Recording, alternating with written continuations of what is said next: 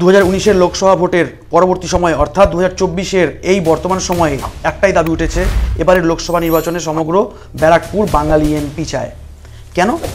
কারণ 2019-এর লোকসভা ভোটের পর এই বহিরাগত দুষ্কৃতীরা বিজেপির পোশাক পরিধান করে বাংলার এই ব্যারাকপুর অঞ্চল বিশৃঙ্খল করে তুলেছিল।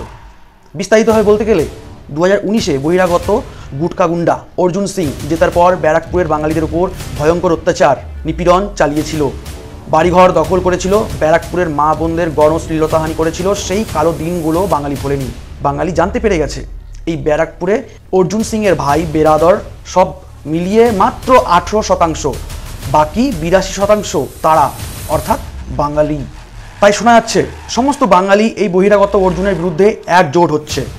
অর্জুনকে বিপুল ভোটে হারিয়ে ব্যারাকপুরকে গুটকা সন্ত্রাস থেকে মুক্ত করতে এগিয়ে আসছে বাঙালিরা। তাই 2024-এর লোকসভা নির্বাচনে একটাই আওয়াজ উঠছে, সেটা হলো ব্যারাকপুর চায় বাঙালি এমপি।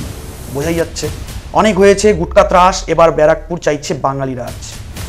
মনে রাখবেন, আসন্ন লোকসভা নির্বাচনে যে যেখানেই প্রতিদ্বন্দ্বিতা করুক, লড়াইটা কিন্তু হবে সেই বাঙালি বিদ্বেষীর বিরুদ্ধেই।